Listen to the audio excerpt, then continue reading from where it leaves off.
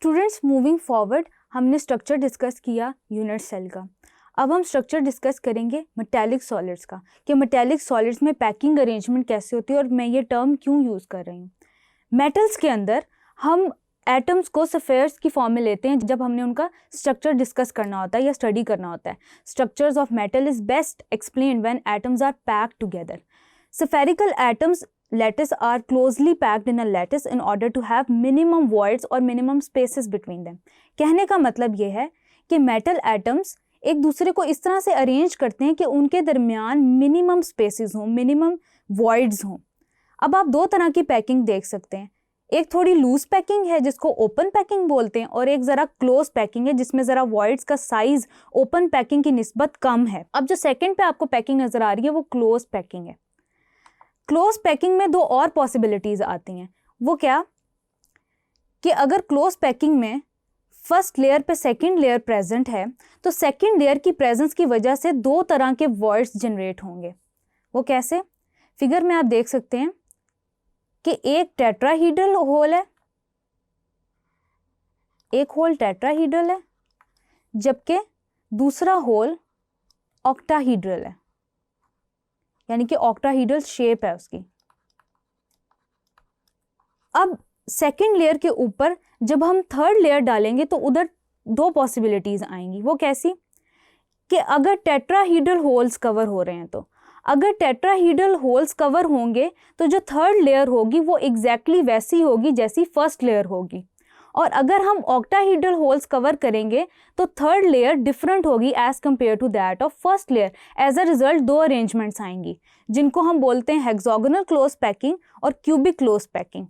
Hexagonal close packing वो packing है जिसमें फर्स्ट और सेकंड लेयर रिपीट हो रही है, यानी कि अरेंजमेंट रिपीट हो रही है, आपकी थर्ड लेयर सेम है as compared to that of first layer. Cubic close packing कौन सी होगी? जिसमें थर्ड लेयर डिफरेंट है as compared to that of first layer.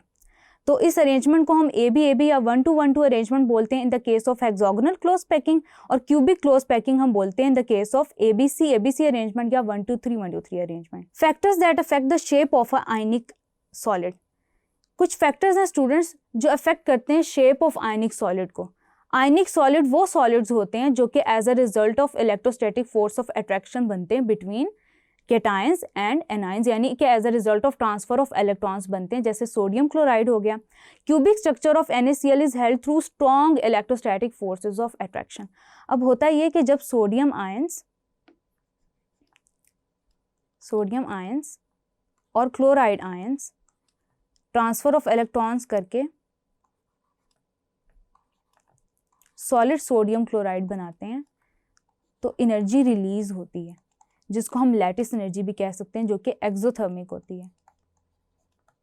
787 kilo joules पर मोल एनर्जी रिलीज होती है। जितनी ज़्यादा strong electrostatic forces of attraction होती हैं बिटवीन द आयंस, उतना ही ज़्यादा डेफिनेट स्ट्रक्चर कोई भी क्रिस्टल पोजेस करती है, कोई भी आयनिक सॉलिड पोजेस करती है। एक और फैक्टर है जिस पे डिपेंड करते हैं ionic solids, that is radius ratio. Radius ratio is the ratio of radius of cation to the radius of anion. अब आपको ये रेडियस रेशो एक थ्योरेटिकल एक्सप्लेनेशन दे सकती है, या आप थ्योरेटिकली अंदाज़ा लगा सकते हैं कि कौन सा कंपाउंड कैसी ज्योमेट्री पोजेस कर सकता है। फॉर एग्जांपल आप टेबल में देख सकते हैं कि ऑक्टाहीड्रल के लिए एक स्पेसिफिक वैल्यू है 0.522 की। 0.522 की वैल्यू पोजेस की है तो ऑक्टाहीड्रल सिमेट्री होगी, यानी कि अगर आपकी रेडियस रेशो की वैल्यू 0.5 है तो इट मीन्स कि ऑक्टाहीड्रल कन्फर्मेशन होगी। बॉडी सेंटर क्यूबिक की केस में 0.93, टेट्राहीड्रल की केस में 0.40। अब सोडियम क्लोराइड और सीसियम फ्लोराइड, इनकी शेप्स डिफरेंट है,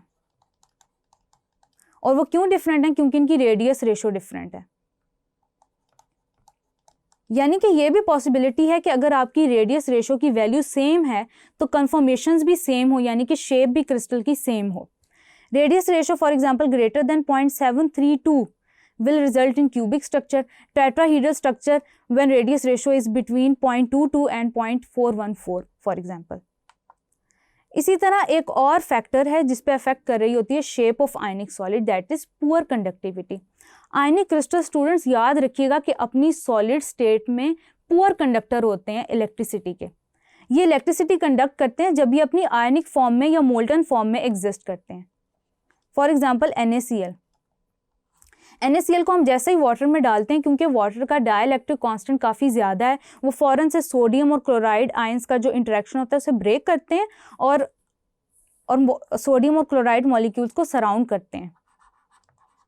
जैसे कि आप फिगर में भी देख सकते हैं कि किस तरह वाटर मॉलिक्यूल्स ने क्लोराइड आयंस को सराउंड किया हुआ है और सोडियम आयंस को। लैटिस एनर्जी क्या होती है students? Lattice energy is the amount of energy released when gaseous ions of opposite charges combine to give 1 mole of a crystalline ionic compound। इसको हमने पहले भी डिस्कस किया था। इन the case of sodium chloride ये एक्सोथर्मिक रिएक्शन होता है।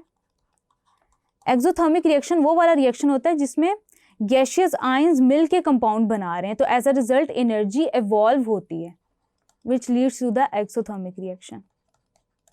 और एज कंपेयर्ड उतनी ही अमाउंट ऑफ एनर्जी एब्जॉर्ब होगी जब ये कंपाउंड ब्रेक होगा into constituent gaseous ions. Students, lattice energy की एक और डेफिनेशन ये है, the amount of energy required to break 1 mole of a crystal lattice into its gaseous ions is called as lattice energy. In the case of sodium chloride, जब हम sodium chloride को break करेंगे तो energy absorb होगी, उतनी ही absorb होगी जितनी release हुई थी as a result of its formation, that is 787 kilo joules per mole. अब एक और फैक्टर है स्टूडेंट्स यहाँ पे कि जो लैटिस एनर्जी है वो आयंस की डिपेंड कर रही होती है साइज के ऊपर और चार्ज के ऊपर, यानी कि इनवर्स रिलेशन है। Lattice energy is inversely related to size, यानी कि जितना ज़्यादा साइज होगा उतनी लैटिस एनर्जी कम होगी, जितना ज़्यादा आयन का साइज कम होगा उतनी ही ज़्यादा लैटिस एनर्जी ज़्यादा होगी। बिल्कुल इसी तरह चार्ज के केस में होगा।